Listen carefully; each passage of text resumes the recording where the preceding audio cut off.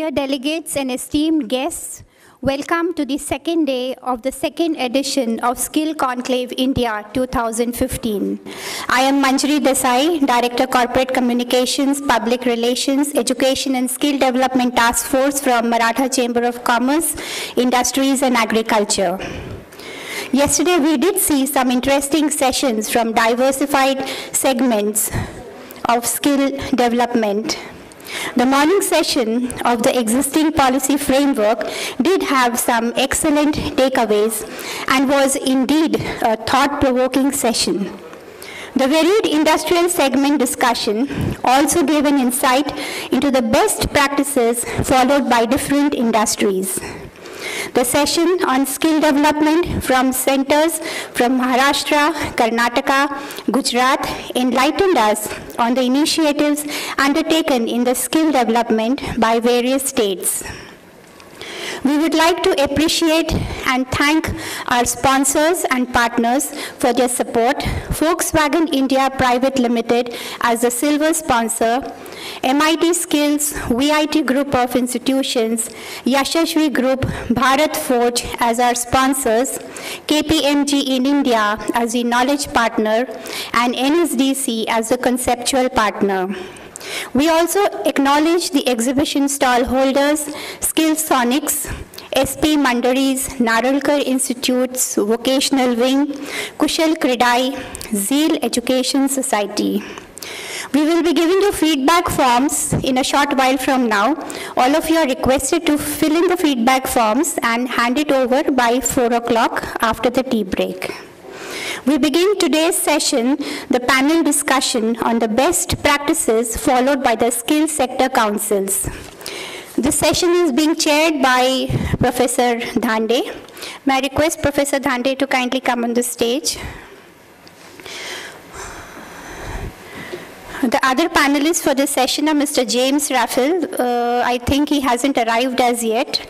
So we'll in any case, we'll go through his introduction in case he joins us later. Mr. James Raffel is the CEO of the Retailers Association Skill Council of India with 21 years of professional exposure spanning across concept, consumer durables, consumables, banking, IT, telecom, HR solutions, vocational skilling, dairy and retail. His varied experience is a testimony of his adaptability to perform and excel no matter what the product, service or function may be, in and out of India, whilst progressively managing city, state, regional and national and international profiles. Mr. Inder Gehlot, may I request you to come on the stage.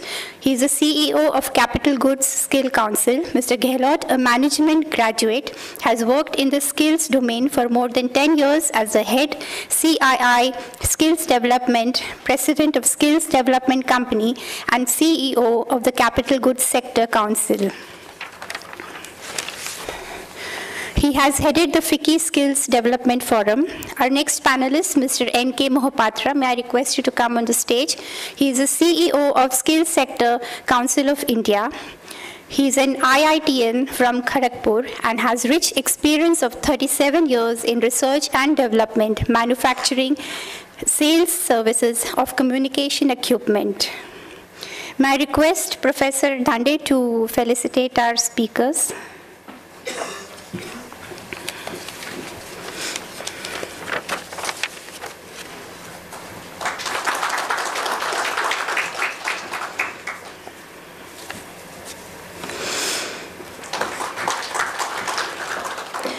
We'll now begin our panel discussion on the best practices by the Skill Sector Councils. Over to you, Professor Dhande.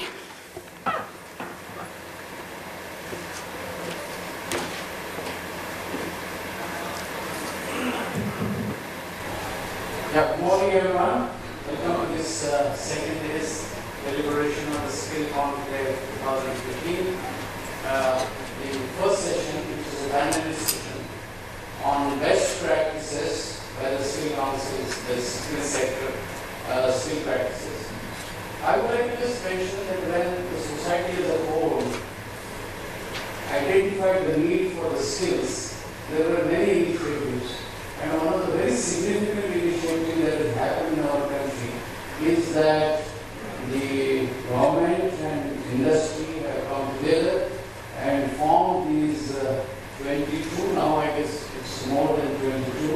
sectorial councils, and this is very important. Okay, so its number is much more than 22. So these sectorial skill councils are headed by eminent people. Also, the membership involves many representatives of industry, and therefore it is very easy for them to identify what are the requirements, what are the needs, and how they should be fulfilled. Fortunately for us, there are 3 sectors today that we will have the presentations from.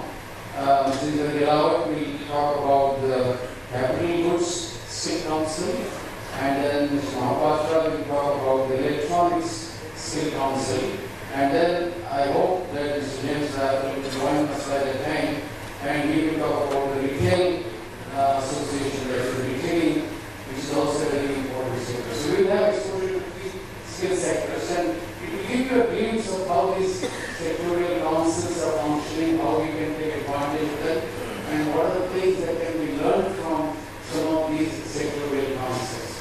So we will change the order a little bit. First I will request Mr. Gelawat, then followed by Mr. Mahapatra, and then finally Mr. Rathel. Hopefully he will be available for that time. So, Mr. Gelawat.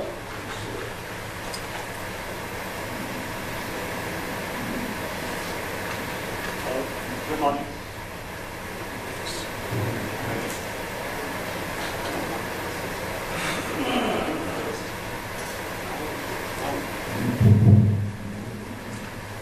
Good morning to all of you. I don't have a structured presentation, but I thought I would share as the topic suggests sharing of best practices. I would share certain information based on experiences from Maharashtra itself. And that would generate some interest, and maybe we could do some discussion around that. As the topic suggests, that we are here to share best practices. Let me begin by saying that the setting up of the sector councils is probably itself is a best practice. Where the industry has come around together because it started feeling the need of bridging the skills gap that exists at the shop floor. And industry has come around together to address that issue. That itself is a best practice. In addition to that, not all sectors councils, but probably capital sectors councils in that way, it's still fortunate that in its structure, it is a PPP, where the industry as well as the Department of Heavy Industries has got an equal stake. So, in a way, I have to balance both, the government and industry together. But this is what we did in Maharashtra 2 months back, and taking from there some of the challenges, some of the points that arise, and how are we attempting to address that. Maybe that would emerge as a best practice. But in terms of few findings, in the month of May and June, in Maharashtra we did a pilot study on labor market survey. Certain findings came out of that. The final report is yet to be published, hopefully by the end of this month. But the draft report as it stands today has indicated a few things which where the industry is seeing the pinch. Most of these points are well known otherwise, but with this survey, a little more statistics got went into it to support what the industry is about. So in the month of May and June, and extending out to the first week of July, the labor market survey was carried out in Maharashtra, essentially in Pune, Mumbai, Nashik, and Ahmedabad. And we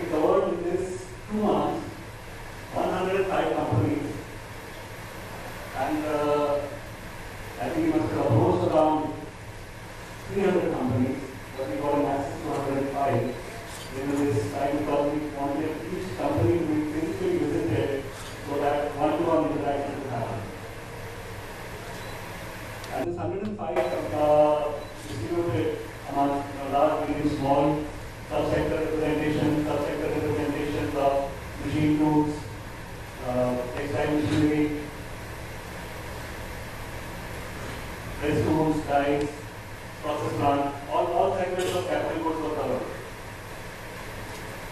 What we mapped there essentially was the practice of hiring the manpower. And we mapped the permanent employees, the temporary employees, the contract, the trainees, and also attempted to find out what are the kind of vacancies that are available in the companies that are under the survey. Some of the key findings that came out, and probably when I put some figures around that, some percentages around that, you would probably analyze that the Central Skill Councils are probably best suited today to address that kind of a need. One of the findings was that 98% of the companies said that they do train new employees before or while they hire them. It's a very high percentage, 98%. And probably without training, probably they can't be employable. And this training happens through multiple ways. But 99% of that is coming through on-the-job informal training. So, the analysis that is probably coming out from here is that probably there is a bit of a lack of trust between the training system and the industry.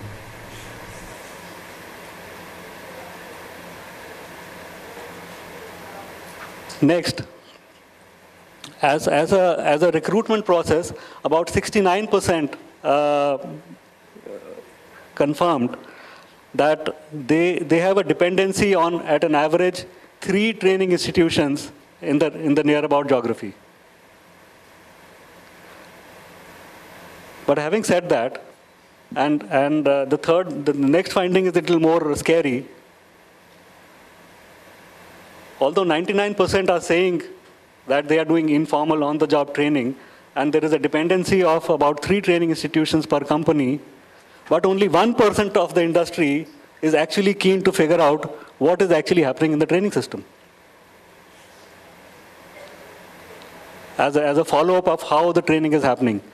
So there is a bit of a disconnect coming out here.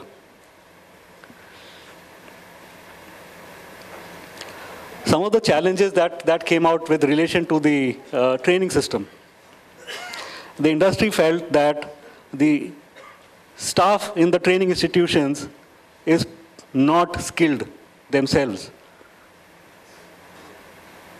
Therefore, that lack of trust, and it's about 14% of them did mention about this. 21% emphasized that the curriculum that is being used to teach trainees in the institutions is completely outdated. 13% said that the intake of the student in the training institution is very poor because the student himself is not motivated.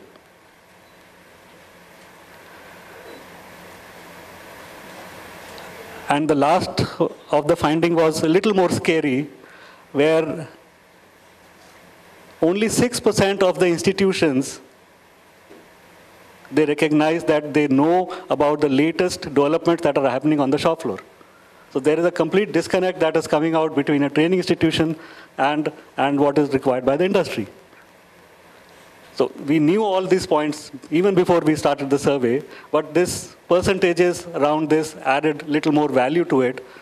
Now on the other side, while we were trying to approach the industry to do this survey with a clear-cut communication to say how this survey is going to help you, because if these are the challenges, we need to create a bridge around it. The challenge was, first of all, getting an access into the industry. Getting an appointment from the right person was very, very difficult. But once that appointment got through, then there was 100% commitment. So that's the positive side.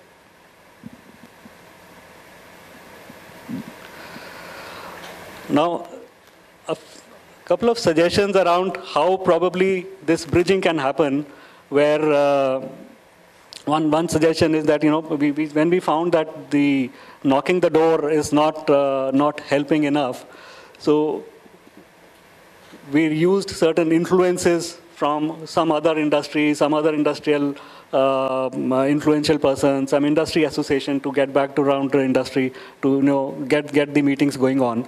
But I think the problem can be solved because all of us sitting here in the room are sitting here because we are concerned about skills.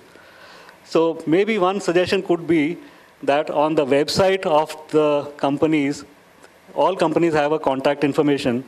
So can we just have one nominated person to just as a contact person for skills?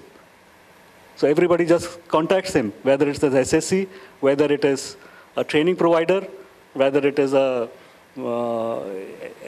anybody who wants to participate in the ecosystem. Maybe that's one way to approach and address the problem.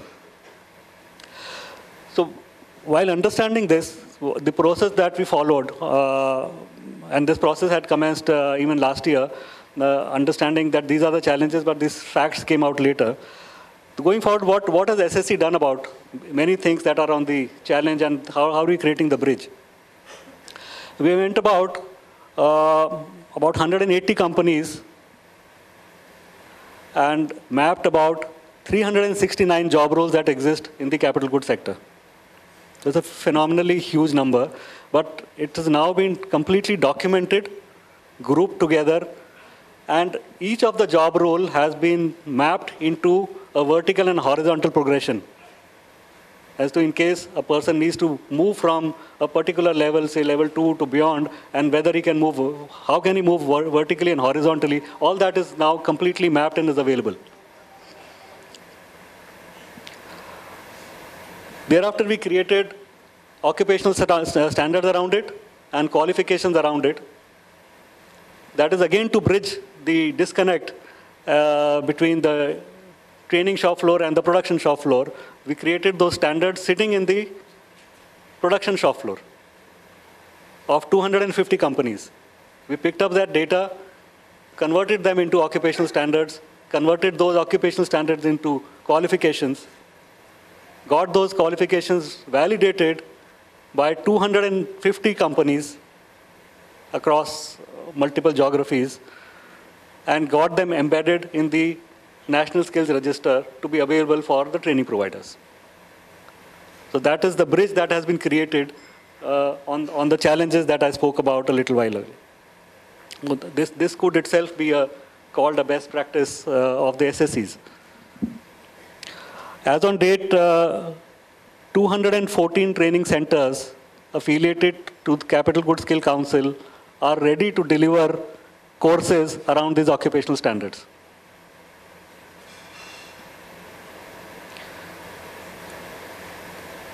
So, just a couple of more points before I hand over the mic. The kind of support that an SSC would require from industry and chambers like Maratha Chambers is participation of the industry for labor market survey in a far greater way. Participation and opening up the shop floor for SSCs to come down onto the shop floor and take further more inputs to develop occupational standards, validating these standards, supporting industry visits for trainees, for trainers, and for assessors.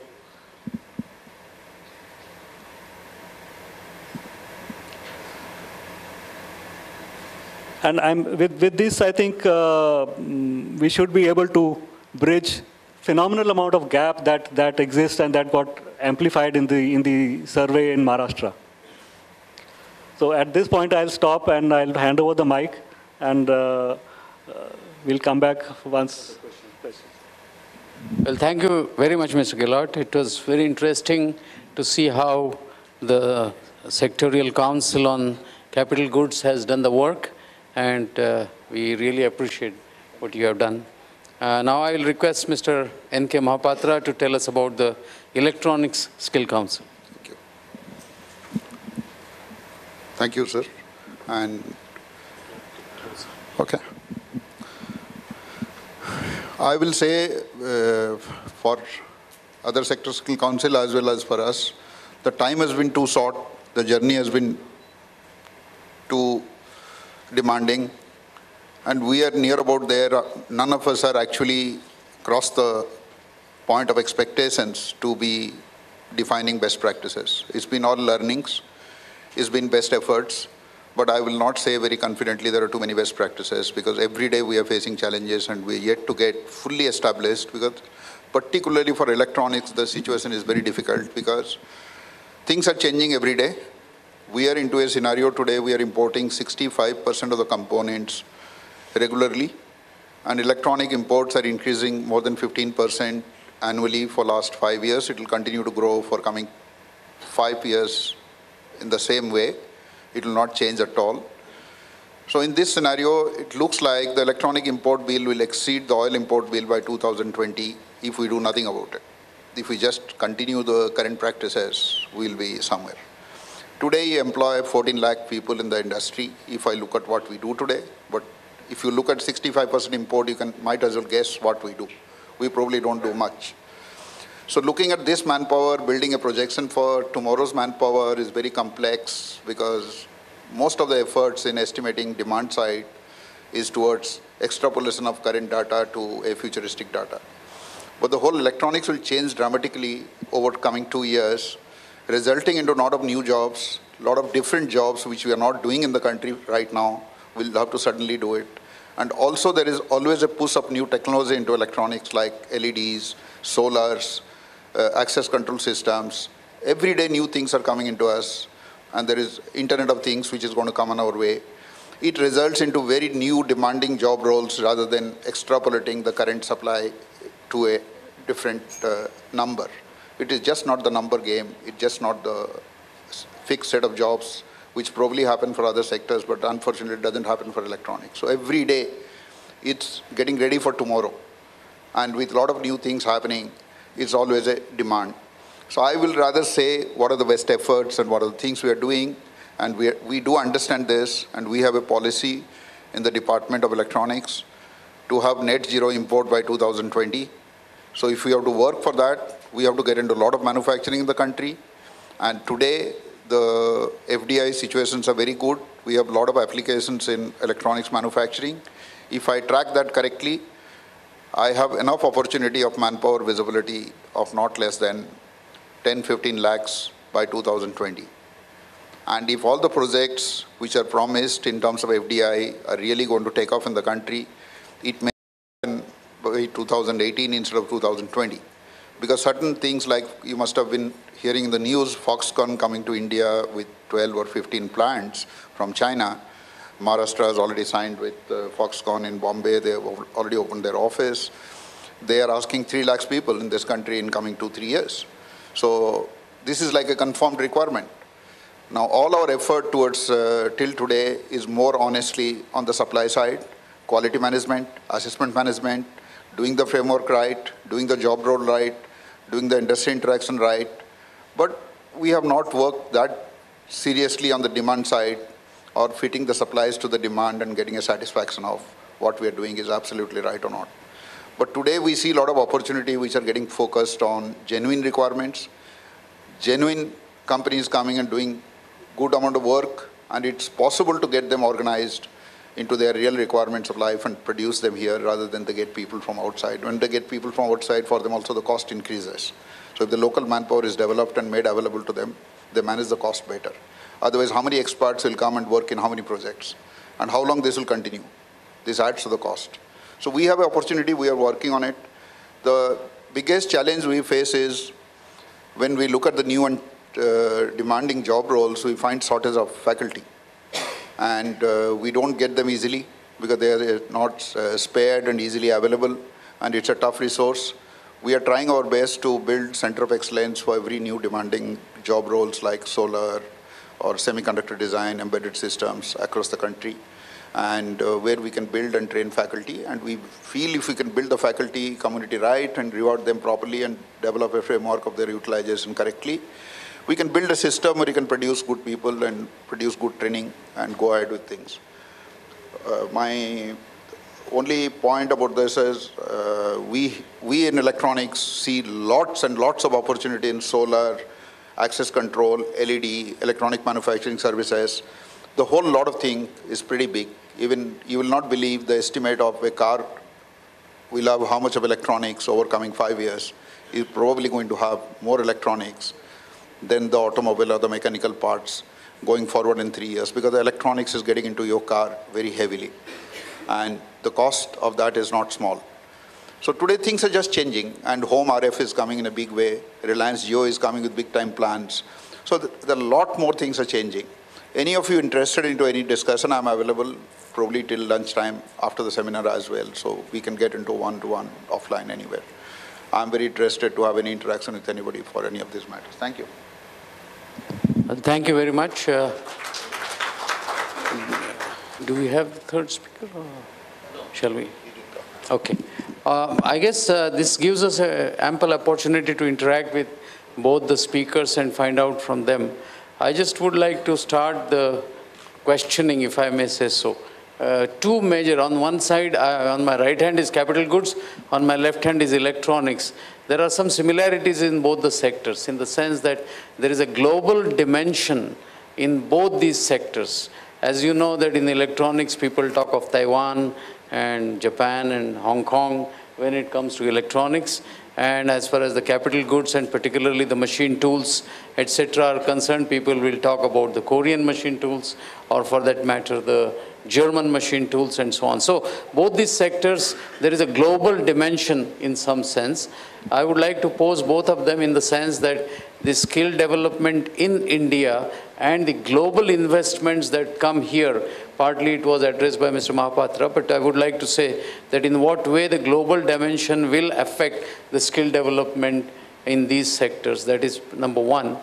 And number two is that in terms of both these sectors, you will find that the manpower projections are very large, in the sense that these are very crucial to economy. Both the sectors are very crucial to the economic development of this country. And in some sense, whether it is the labor, whether it is the capital, whether it is the technology, I think both the investments as well as the payoffs in these two sectors are directly going to affect our economic development in the country. So in that sense, what would be the challenges in terms of making sure that these two sectors will play a significant role in the economic development of the country vis-a-vis the human resource, which is the manpower. So we'll start with this, and then I will keep the floor open for all of you to ask the questions to our speakers. But obviously the information has been very useful.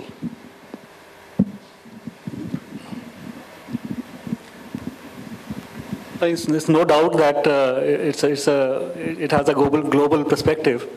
But I think what we need to look at, whether the technology is getting developed in-house or it is coming from abroad, finally it is to be used by the man from here itself. His skill needs to go up. So our focus is not really on, there's a two-level kind of focus. There is, say, up to a particular NSQF level, we are not really concerned about how is he going to design the machine, but say at level 5, below level 5, we are more concerned how is he going to handle that machine? How is he going to make the components of that machine? So his skill level is more important. His hands-on skill is more important. At a higher level, the designing aspects will come in. Currently, we are more concerned about level 5 and below, where it is hitting the shop floor. So all the mapping that we have done around is primarily focused on that.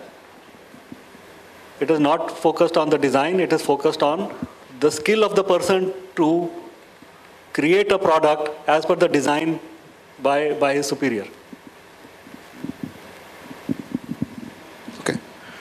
For me, technology is not a challenge because we have to handle technology every day to survive. In electronics, we have no choice. Because if 4G comes, 4G comes. We don't have a choice to give you something else than 4G. So technology we embrace very quickly. There is not an issue. Issue is we have gone beyond that. What I'm trying to do is we are trying to talk to different international bodies like Canada. I'm in discussion with Canada. We are signing MOU.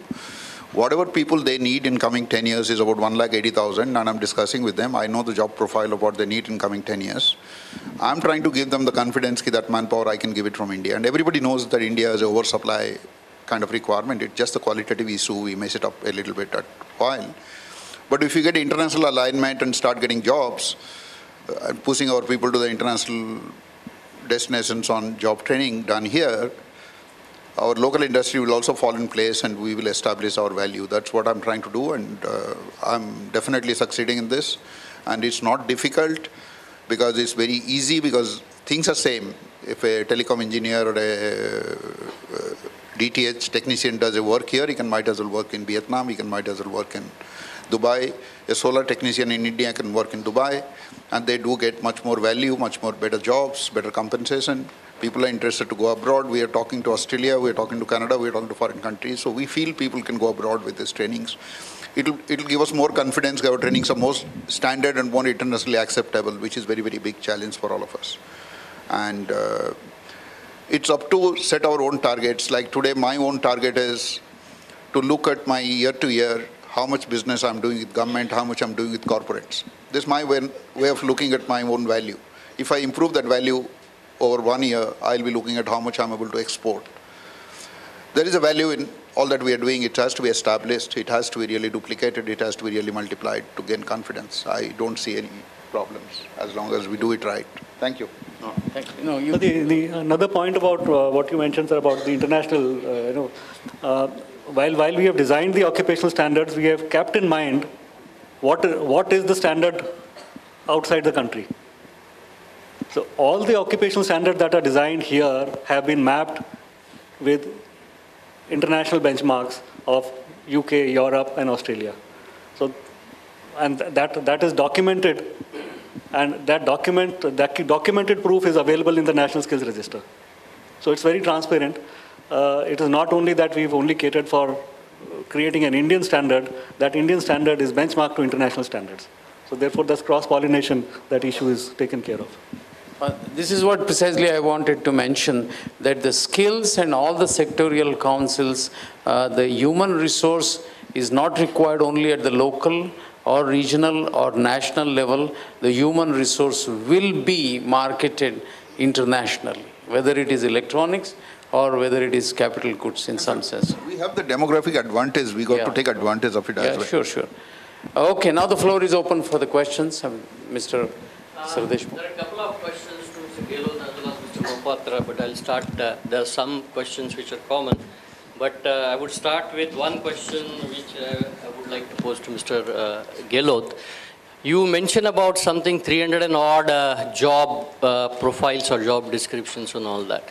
And if you go through that, I think in some of them there is a very fine distinction or demarcation. And at times, if you go to an industry, probably, especially when you go to, say, medium-sized company and all that, you would find that the same, maybe 3-4 kind of jobs are being handled by one person.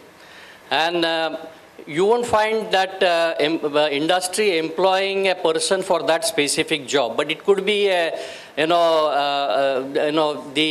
2-3 jobs taken together and then a separate job profile which is being prepared and all that. So I think we'll have to take a call on that, whether how this, again, could be a kind of a multi-skilling and all that. So how to handle that. Then the second question, which into both of you, is, I'm sure there will be many here who would be sitting here and thinking of starting something. And when you think of starting something, there are basic questions which are there. Is there some kind of project profile or something which indications that you will need this kind of a capital investment, you will need this kind of operational expenses, and this could be the project cost, and then you can establish this center. Has anything been worked out? If somebody really wants to go that, yes, these are the indications, of course, there could be some plus and minuses in that, but that gives a brief idea to maybe some entrepreneur who wants to come into this, or maybe some medium scale industry wants to establish skilling separate, independent of its own activity and all that. Thirdly, it's a common problem which is being, I'm sure, which is being faced by the existing training providers also.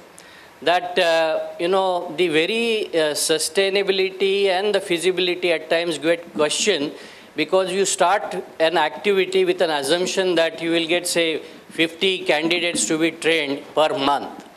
And I myself have seen that you land up with maybe 15, 20 and all that. So with that kind of a volume, again, the sustainability will get questioned and all that.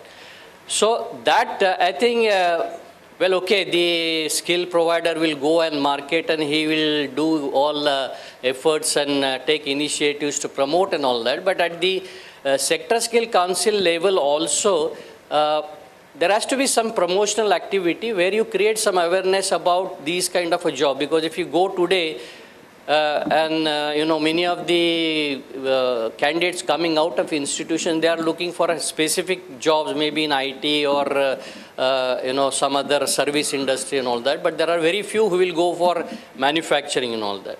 So what is the plan for creating a general awareness that yes, you take a welder job, your salary could be 3 lakhs of rupees per annum, maybe 10 years down the line or something like that. And unless until we promote this, I don't think we'll get enough of a candidate for the skilling part of it. I think to start with, these are the questions, and I think both of you can address them. So just addressing the first question that you raised specifically to the capital goods sector about the number of job roles, and your point is absolutely right. But let me just explain that a little more. When we did this mapping, it was not 369. It was almost 584. A lot of moderation was done because one company in one geography calls the same job role by a different name. Another company in a different geography calls the same job role with a different name. The skill requirement is same. So that moderation, we did that moderation, and after doing that moderation, we came to a figure of about 369. The second part of the same question that you mentioned is also absolutely right, and it's a known fact, at least in the capital goods area, that 80% of the business is done by 20% of the companies, and 80% of the employment is only by the 20% companies. So it's a fact. Now, coming on to the point that you made, that in a smaller company, the same person will be doing multiple jobs, that's true. But the beauty of the current program, the current structure of skills which is coming out through competencies and occupational standards, is that all these are modular. So when we talk about a QP for a particular job role, a qualification pack for a particular job role, it does not end there. If the local geography demands that there is somebody who is required with multiple skills, there is nothing stopping a training provider in the local area to pick up 2 QPs together, create a curriculum around it, create a course around it, and deliver that. And the Sector Skill Council, how will it react to it, is by giving 2 certificates. You can combine 5. There is a case in Bangalore where a particular training provider has combined 5 QPs because the local geography demands that. So that problem can be addressed in multiple ways. But I think If I may just take the suggestion of Mr. Sardeshmukh, that there is a tripartite association of industry, the sector council, and the training providers. So I think I will articulate the question that would the sector councils talk to, have a relation, have a dialogue with the training providers? See, this itself is coming as a sector in the country, wherein the large number of training providers are now coming up. You are collecting the feedback from industry. So I think this tripartite dialogue or some sort of a evolution of tripartite relationship will help the training providers to understand what exactly you have arrived at. So in the beginning, when I mentioned about one of the findings of that survey, it came out very clearly that only 1% of industry was really interested to figure out what is happening in the training shop floor. That is where Sector Skill Council is pitching in. With, like I said, with 214 training providers, and some of the training providers are sitting here, and two are just sitting right behind you, sir. And please ask them the kind of interaction that happens between us in order to bridge this gap. Okay. I'll answer this question. I will answer your other two questions as well. This, about this QPs, it's actually the problem is resolved if you think little differently. If there is a market, there is a demand. Like I met a customer who tells me he needs 20,000 people in 2 years. He likes all my QPs, but doesn't want them that way. He says he likes all of them, but doesn't want it that way. Then obviously, if he's giving a confirmed requirement 20,000, I tell him which way you want it. Then he says, from this QP, I want this NOS, from that QP, I want that NOS, from that QP, I want that NOS. He doesn't want to take the QP, but he wants to take a NOS. If he wants to take a NOS out of one QP and take another NOS of another QP, and he chooses 5 NOSes out of 3 QPs, I will stitch them together and create a new QP. My list of 139 job roles I have today is not frozen.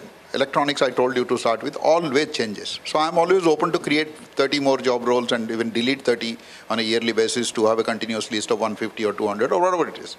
So it's a dynamic process. It's not a frozen process. A new QPs can be created. The situation which you say, go to a small sector, it is people are required to be all-rounders. They cannot afford, because most of this analysis is done through consultants. They have gone to big companies. They have got this structured assignment, structured job roles. So we probably have got into, all Sector Skill Council would have definitely got into what you are talking is a fact of life. Because when we have taken somebody as a reference, these kind of issues do come up. When you go to a small sector, you find a guy doing 2-3 things. So this needs little understanding. If that can be quantified as a market size, if somebody can work on that, like an association like you or somebody can work on that, quantify that as a new requirement of a change on a QP to be delivered. It is a case to be taken up on priority. The numbers will drive the business. Once the number is there, everything else will fall in place. It's not that we are not willing to work. The numbers have to drive us to work. We don't want to work in suspense. Okay? Other 2 points is this financing part. Sector Skill Councils are Section 25 companies. It's not that I can't do that. We can probably do that. We don't have bandwidths or mandate to do what that part you talked about. That is done completely by NSDC. I'm not talking about financing. I'm saying some back of envelope calculation that if I want to start an activity, you will need a skilling activity. You will need, say, 25 lakhs of initial investment or something like that. Sir, my QP will give you list of facilities you need to build a lab to deliver the training. So one of my QP says you need 10 lakhs of capital investment to build a center. You have to make your own plan. I want to build 10 centers across the country. I want to build 2 centers across the country. I want to operate 1 center in Pune. That's it. So you got to see its financial viability. You got to see its utilization. You got to see its return on investment all by yourself. If you want to know the cost of the facility, I can only tell you that much. Nothing beyond that. You have to make your own calculations. Rest all is business. How you are utilizing the 10 lakh facility is your business. You have to take a business call. Will you invest that 10 lakhs or not invest that 10 lakhs? So there we don't actually come into anything. But we can discuss with you. If you want to discuss the demand side situation, we can discuss with you and give you the market views, market opinions, and market data. That's all we can do. So that kind of information that you asked in the question, that kind of information is available in the market today. Yeah. It should be available. It is available in the market today. Let's just again taking an example of the gentleman who's sitting right behind you on the left side, two gentlemen from. Sir, in a business plan, everything is projection. Take that example. In a business plan, everything is projection. If you feel that I will give you a projection, you make your business plan, tomorrow you don't come back and tell me you gave me the projection, it has to be right. No. So it's not the way, you know. So next point is. Anyway, let's move on. The next point, no, there is another point. There is another point on awareness camp. I have an issue on the awareness camp. Awareness camp has got two types. One is sometimes we get awareness camp and people come with various backgrounds, like job seekers or who are dropouts and things like that. They need a different kind of awareness. Sometimes we go to very organized place like schools, colleges, where people are very well educated. They want to do a skilling choice, like they're trying to introduce a choice-based credit. We have to go to universities or colleges where we get very good people. They have a different background. They need to be told differently. So these things, in our opinion today, awareness camp in these educational institutes and colleges is much more meaningful than into the other camp. There we are a little bit confused. We don't know what to present and how to present because the audience itself is very confusing. Okay, that's my point. Yeah, you wanted to say something. Yeah. I was just saying that, just trying to substantiate the question and the response that he also gave about the capex and opex about that. And I said it's available in the market today, and it just needs to be collated by somebody, maybe, right? I was just pointing out to the gentleman sitting here who took extra initiative from Aspire. He took extra initiative while the QPs were in the draft stage. He picked up everything from me. He put his people there, he analyzed those QPs, he created a matrix around it, and he set up centers even before they were validated. And he's ready to deliver. I mean, that's the initiative that is coming out, and the eagerness to work around it. And I think what needs to be understood is that the geography in which the center is located is very critical. Yeah. Because the industry is behind that. And if the collation has been done, or demand collation has been done by the center correctly, I think there will be sustainability in that. That will get supported by some initiatives that we took in Maharashtra and we'll take in other states like the labor market survey. It will throw up certain figures, it will throw up data, and that's going to be available in public domain. So it's adding 2 plus 2 plus 2, you come to a viability figure. Yeah, I just would like to make two quick suggestions. Yesterday, in fact, I don't know whether she is present today. She made a suggestion that a lot of clusters are operating today, even in the small scale, this SME segment and all that. And she said that these clusters, these are common facility center, and within that, if you create a facility for training and skill development also, and these clusters be recognized as the skill providing centers and all that, that would be an additional income for the cluster, that would be beneficial to the cluster and all this thing. And I think that gives some extra support to the entire skilling, the initiative and all that. Secondly, the other problem is that, I was in a dialogue with some medium-sized companies, and I asked them that, can you provide me your facility for training, your machine, so that the training could take place on the shop floor, on the machine and all that. He said, okay, but you just answer one question, that if a trainee is with an accident, tomorrow, the factory inspector will crucify me. How are you going to address that problem? So I think in that respect also, there needs to be some initiative that, yes, if some trainee is being, of course, the insurance and other things are there, but even after that also, the procedure of inquiry and other things starts and all that. So if we can, address those kind of questions also, probably we will have more number of them participating and imparting skills. Sir, cluster, I have a solution and we are doing it. We have electronic manufacturing clusters, 38 of them are being planned in the whole country. In every cluster we are trying to propose in the common facility center to the person who is building that cluster by architectural design, and that stage we are putting into a skilling center. The idea is to, if we put it for the entire cluster, nobody need to have their own training centers in their own facility. So you cut off that much of space utilization, and you think that you walk into your place, it's like you walk into a housing society, you have a club. So certain things you may not do. So you cut down on those expenses in your own operations, and it's been accepted. But you have to conceive it a bit early and get it in the place. Otherwise, normally what happens, if you go to Baddi or some place, you find that it exists, then you have to again build a new civil infrastructure. The civil infrastructure takes maximum time. By the time they build the civil infrastructure, you would have finished your enthusiasm, it would have gone some other way. So, but if civil infrastructures are available, you can take off faster and you can get onto this very quickly. So you got to plan it a bit early. That's my advice, nothing else. Okay. We will start from the last. I think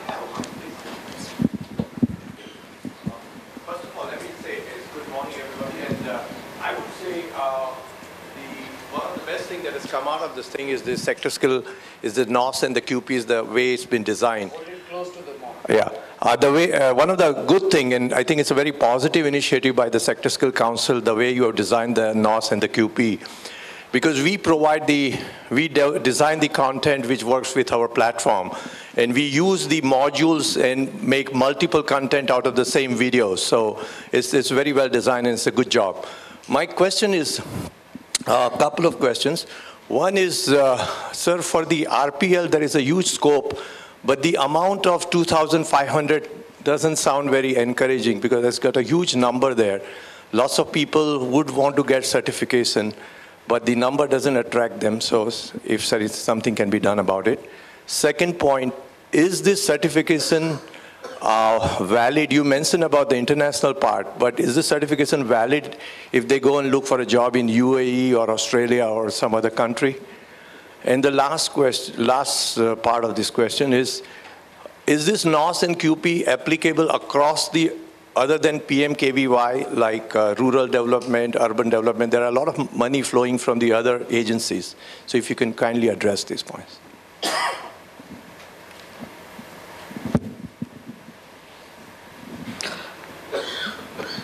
Okay, one by one. RPL, I completely agree with you. The amount is too short for anybody to get motivated. But probably it is not our decision, and there's hardly anything that we can do about it at the moment because it's a cabinet's call. So at the moment it seems to be carved in stone, but yes, efforts are there in sensitizing that this is too little. About the certification, I'll handle it in two levels. One, or three levels for that matter. Since it's an industry certification, the industry has validated the occupational standards. Therefore, the acceptance needs to come directly from the industry because they have signed off on the occupational standard. That is number one. Number two, recently, a Gazette notification has come out where the Sector Skill Council certificate is an approved certificate of the Government of India. Number three, about international certification, and when we are saying we're drawing international equivalence with the standard, that does not amount to acceptance of a certificate internationally, where you need to have separate understandings and agreements signed. So that's work in progress. In some sectors it has been achieved. Some sectors it has already been signed with one or two countries. Others are moving on it. So it's kind of work in progress. And of course, there is a focus on it. So going forward, I think more number of countries will get covered in that. Yeah, I can add to this. I have a different view on RPL. Actually, we did argue on the RPL in the very formation stage. We said RPL is not one-time assessment. It is one pre-assessment, then a modular training for gap identified through the pre-assessment test, and a final assessment and certification. So we discussed it as a 3 steps. But government did not agree to this 3-step suggestion which was given by us when the RPL policy got formed 6 months back or even earlier than that. But somehow in the government and ministry, the way they take decisions, this was suppressed. They came out with their own ideas. Now we have no choice to contest that rather than to conform to that. So the current scenario is not to challenge it, but how to do it within what it is. Because there's no way that even we can change it today. We got to do the numbers in that price. So what we have to thinking is we are thinking how to do it. Now we are got into a situation under understanding, and government has given it in writing as well. There will be 20 hours of brush-up training. You call it familiarization training, you call it getting him prepared into understanding of a NOS and a QP and assessment criteria of a job outcome-based training. With a guy who is going some informal training and working in some place will not even understand the method in which we go and suddenly assess him. So he may fail just like that, So to get him prepared for the test, we might as well spend just 20 hours and teach him on what we are going to test him on. So he gets some dose, and we may give him some handout material or something to do self-study and come for the test tomorrow. We can do that much. And when it comes to the money is actually enough if you look at the content. Content is only 20 hours of training, which is 700 bucks. So 2,500 rupees minus 700 is still you have 1,800 rupees. You are doing an assessment which you are doing already for 1,000 rupees. So still you have 800 rupees for mobilization. So money is there for everything. I don't see money is not there. So it can be done. Yes? To incentivize, it could be a little better, so that's all the point, The amount is little too small. No, it's there for everything. Which money is less, you tell me? There is money for training 700 rupees, there is money for assessment 1,000 rupees, there is money for 800 rupees for mobilization. It can be done. Okay. Let's move on. Right. So, other point, I think we will... Another point also, he said about NOS applicability to other state government policies. Yes, it is applicable, but there are different politics and dimensions there regarding the NOS applicability. The NSDC TP community or Sector Skill Council TP community and the TP community which is flowing in the state governments are not the same. Please understand this. This is a very serious matter. And when they are flowing with different bloods. They don't flow with the same blood. Some of them may be flowing. There is a different set of thing which works there which doesn't work here. So in that community itself is not willing to accept this tough assessment and job-oriented or job outcome-based assessment as a challenge. The other method of assessment which they are commonly used to is much easier for them to get through.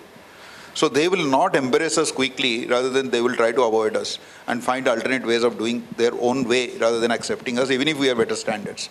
So that's the way we have to face it. There's no other way.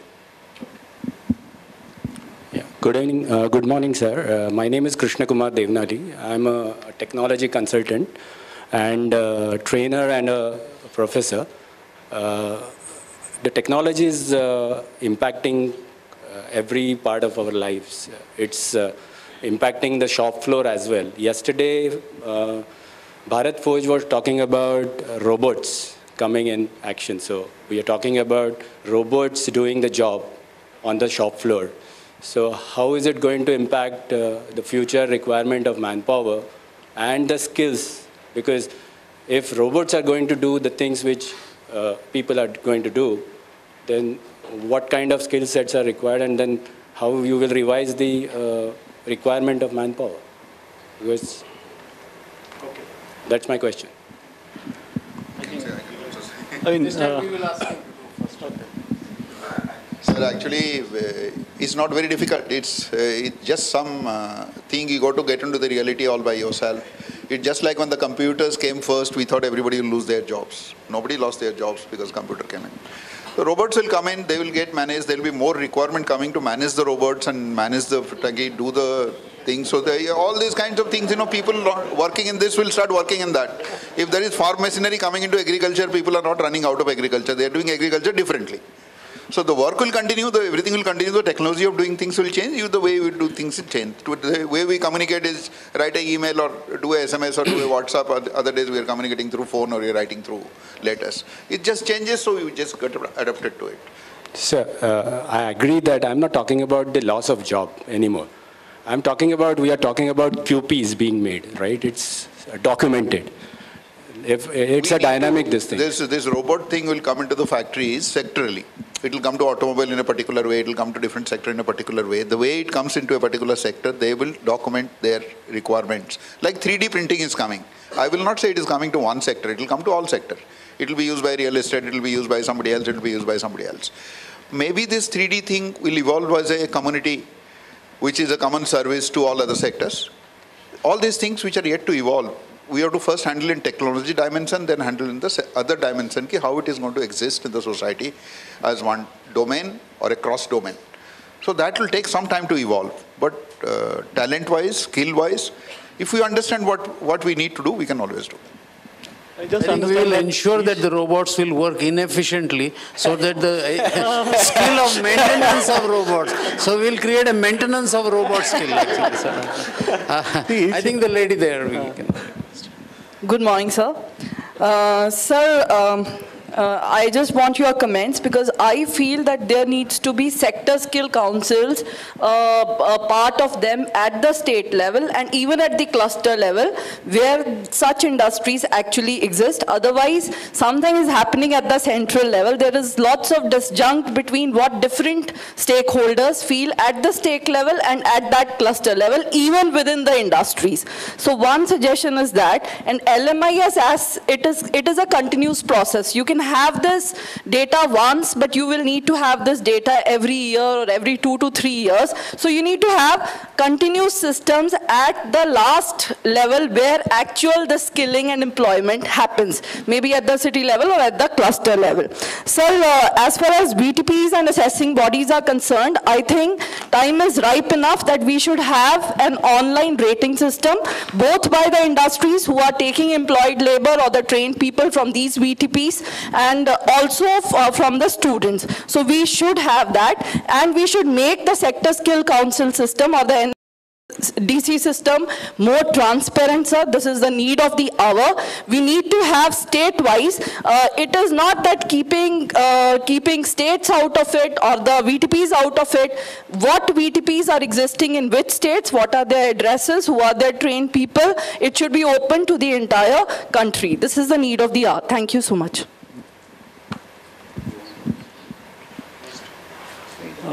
Okay. Your point about regional presence, I think what you probably meant was regional presence of sector skill councils and not state level sector skill councils. Because, there are two different things. Yeah, it's a different dimension when you talk of a state level sector skill council. Otherwise, it will again create a disjunct. If a states start forming their own sector skill council, it will be a disjunct. There will be no sector skill council at the state level. Yes. But the sector skill councils at the central level should have their part at the state level. So that and even at the cluster level where these industries actually exist. Because ultimately that skilling needs to be done of the people around that cluster, and employment also exists around that cluster. There is lots of localized and decentralized things, and as such, when sector skill council nowadays take a review, it takes a review of few selected industries or few selected training partners. But that's not how. So actually, I am Director Employment and Training, State of Gujarat. So when we actually see from the state point of view, there is lots of disjunct at what is being perceived, how it is conceptualized, and how the people who at the end needs to be trained or who needs to give employment to that trained people, they perceive the entire thing. One, it is all in English. There is no regional component in it. So that language translation needs to be there. Plus, there is there is no transparency in the entire system. We have spent lots and lots into the system, but that transparency factor needs to come. I've got what you're saying, ma'am, and it's a very genuine concern that you're putting through. Let me put it this way, that these are early days for us. I think we are in the age of the Sector Skill Council. Probably the oldest is 4 years and the youngest is few months old, right? But the focus is there where you are saying, and slowly we are increasing our presence in the states. Like going forward, as far as capital goods is concerned, a regional office is getting opened in Maharashtra and one in Karnataka. And slowly we will move to Gujarat also now. So the regional presence is going to increase. Slowly this is going to increase. And there is no shying away from that, because that is a need of the hour. Good morning. Just to give you I mean, this is not out of context, and I was not wanting to give out this, but since you raised this point, because what I'm going to tell you is is in a drawing board stage at the moment. We are working on a 100 crore project supported by the Department of Heavy Industries, which is going to address most of the problems that you have said. So I think that's going to create a regional spread. That is going to create local language issue. Barriers will break from there. Centers of excellence are going to be set up in the country. More number of TPs are going to be supported for capacity building. More simulators are going to get into the system. So we are working on that project in our drawing board at the moment. Department of Heavy Industries has already given us in principle okay as of 2 days from now, that is 2nd of September. So we are going ahead on that, and most of the problems will get sorted out. Madam, there is a requirement from the government right now. They are demanding all sector skill council to go to different states. They are not telling exactly go to all states. They are saying show your point of presence beyond your headquarters. This has been forced on all of us. We are trying to comply to this. The issue is not that. Issue is government will tell you want money, we'll give you money. Our issue is if I put a center in Agartala or Guwahati, what utilization I get out of that? And I run into cost, I run into people, I run into managing a facility. What do I get? Then government will come and tell us we'll give you some free space. Free space is also I have to take one person and give him some work and administrate him, find it. The real issue is something else. All that person will do, he will come from Delhi or as a corporate office sitting in Delhi, I send somebody to Northeast or Bangalore or imagine Bombay or Pune, whatever it is. When he is sitting down there, what is his work? His work is to get local information and transmit it to us in Delhi so that we take some action on it. I'm not justifying the person will not required. He could be very well utilized, but he has to get a lot of local support to get those local inputs in place so that he gets properly utilized to analyzing those requirements and can go for validation of those requirements. If that kind of requirement is justified, we don't mind putting people into something, and particularly, at least I am taking action on basis of numbers. I'm going to have only 4 or 5 point of presence in the country where I have number looking like 5,000, 10,000 for a particular state. So I'm just purely going on the number basis in the first year. Second year I'll go on some other basis, maybe focus basis, maybe cluster basis. And I see cluster basis, my POP will come up. Center of excellence basis, my POP is coming up. So we are also going that way. It's a question of just finding a local requirement to get us better engaged. So that's all we feel the local people should utilize us. We will definitely come. It's not that we'll not come. You did not answer my rating and accreditation system about training partners and assessing bodies and making it more It is already transparent as far as we are concerned. If you have any issues. With respect to? My second part was, there are lots of training partners. It's not that the demand for a particular job is there, that is why the child is going to that training partner. Because that's the only thing that is available to the child, and white collar is what the child aspires for. It's nothing related with the job. So what we actually need, and there are lots of training, skill in itself has become a business. It's not wrong to for skills to be a business, but then we need to have a demand-based skilling, because ultimately it has to be linked to the jobs for which the entire money is being spent. So now there needs to be a system by which the employer can rate the training institute from which the child has come. That will be one accreditation. Another, the child who has trained in that training institute can accredit. This has to be open to all. Currently, most of us will know that there is no open system. Who are your training partners or who are your assessing bodies? Even as director employment and training, I need to go to a sector skill. If you feel that information is not available, it will be made available in a public domain. We have no idea of not keeping it to us and not sharing with anybody. Anybody can use it. This is information to be used by everybody. I don't have any problems there. Okay. It is a very welcome step. At a national level, if you just kindly visit the NSDA website, you would find the draft documents of all the issues that you are mentioning. And they are in public domain for comments. It's a part of the center-state relations. We will refer it to Sarkariya Commission, actually. You know. So, one question here and one question on that side, and then we will close. Yeah, good morning.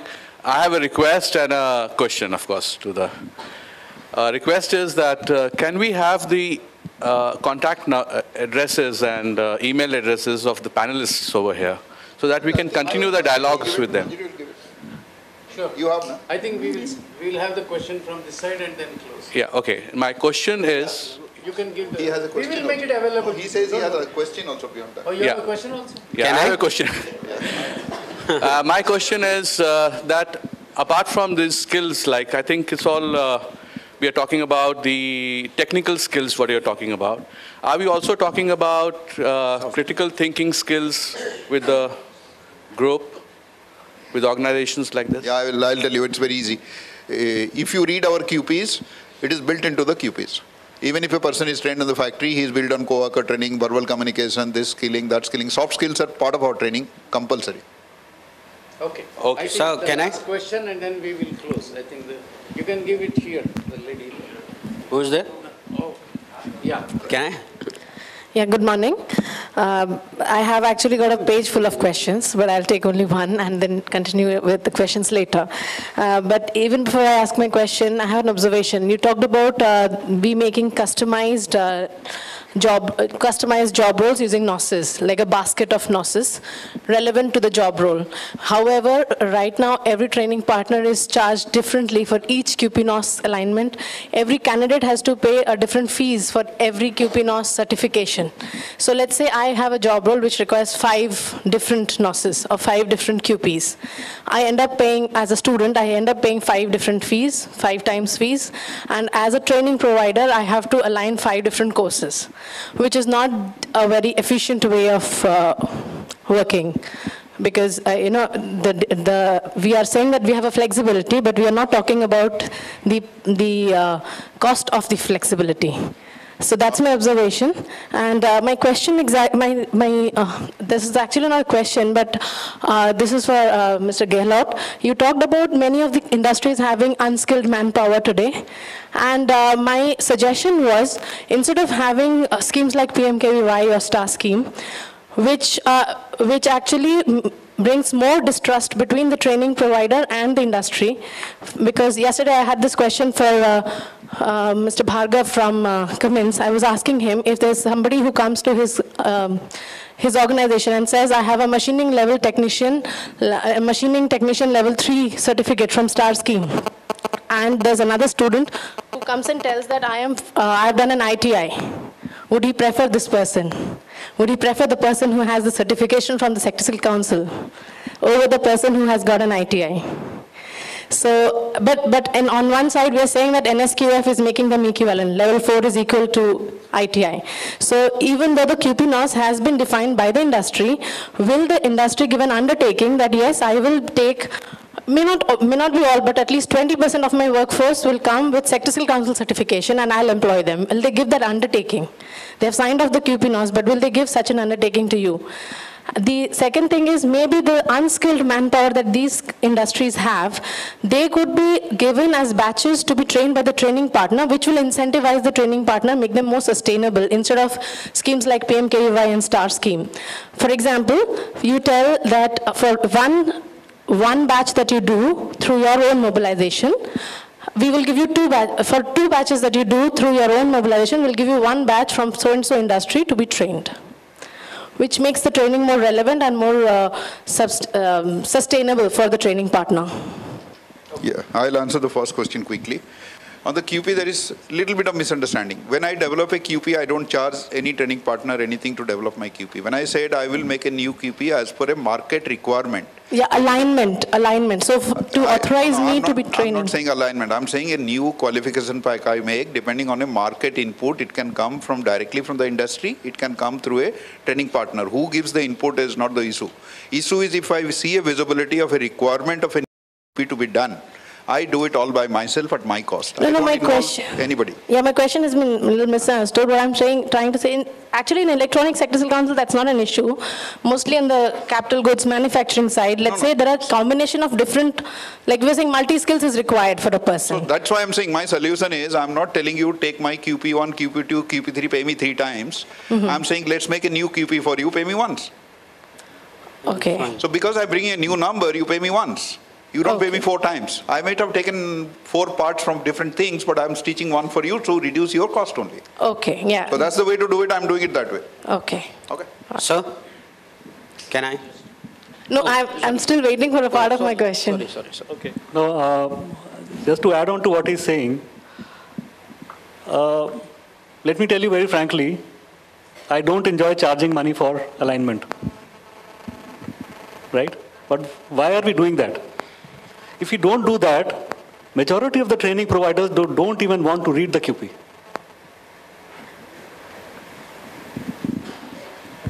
I think that you would understand what I'm saying. Yeah, that actually brings us to the question of quality, and that's why I was saying that will you prefer a machining technician level 3 certificate over ITI?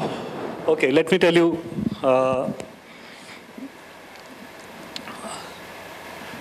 When you're saying ITI, what are you pitching him against? No, this is the NCVT syllabus. No, NCVT. What is NCVT courses? Which level are they? Level 4, I think. Are you sure?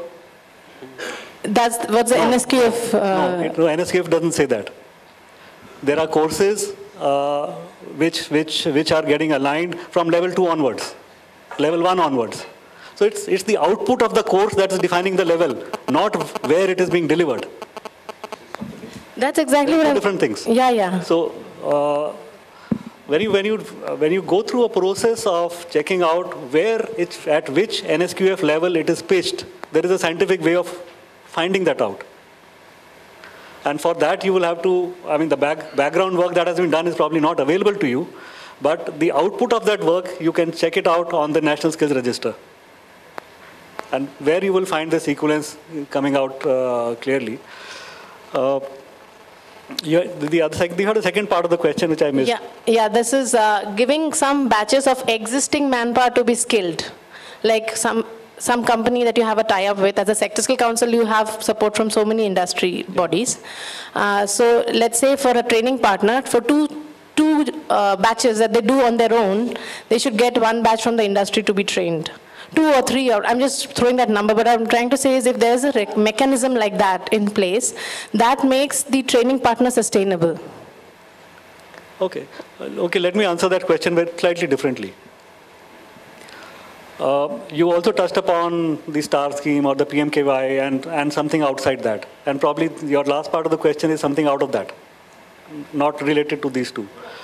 I think these two schemes meant different to different people. It meant different to a politician. It meant different to a bureaucrat. It meant different to a Sector Skill Council and different to a training provider. It had different aims carved out for almost everybody, right? But the spin-off, if you just take the spin-off of that, the spin-off is that more number of people are getting aware of what NSQF is, what a QP is, what a standard is, how to align your training program into a standard. So more number of people are quickly getting aligned to it. That's the spin-off that we are looking at it, right? Now, as regards an ideal mechanism is what you are saying. Outside these systems, when you have to actually pick up numbers from the local geography as per demand on the LMIS and convert them into, put them through a training system and place them in the industry. That's going to happen. That's the way it should happen. But to give a boost to the entire system, these two schemes that you are mentioning about have come about, and it has done different things to different people. So they are like teasers, you mean? I guess we are already out of our time in some sense. I must say that this has been a very interesting session where the dialogue between the councils, the skill sector councils, and fairly large number of people in the audience who are the skill training providers. You know, it shows a couple of things. Number one is that the number of those qualifications, whether they can be summarized in some class, kind of a shorter number, it probably will be having more appreciation. That's a feedback. The second one is that there has to be a dialogue between the skill sectors and the states or the regional locations. There has to be a dialogue between the skill sector councils and the service providers so that they understand each other better in some sense. And there has to be always the projections of the skills that will be required in the rising areas, sunrise areas, because there are areas, particularly in electronics, where new things happen every 18 months or 2 years, and therefore there will be new qualifications required that will be put out. So I guess it has been a very good dialogue. I would request all those who had raised the hands but couldn't ask the questions to talk to the speakers at the tea time so that you will be able to have a dialogue. Before we leave, I just want to leave one question to all of you, is that the biggest sector of all the sectors in India is the marriage industry, you know. And unfortunately, there is no sector council for marriage industry created by NSQF, actually. And the reason why I am saying this has a very specific reason, particularly those who are Marathis and they understand that there is a character written by Pula Deshpande called Narayan. You know, I'm sure all of us understand what is a Narayan. If you go to a marriage, the most skilled person is a Narayan. So according to me, the skill sectors should try to redefine and call them as the Narayan 1, Narayan 2, or whatever the Narayans they have. Thank you very much.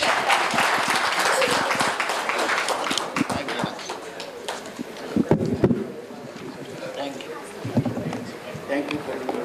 I'm sure the answer.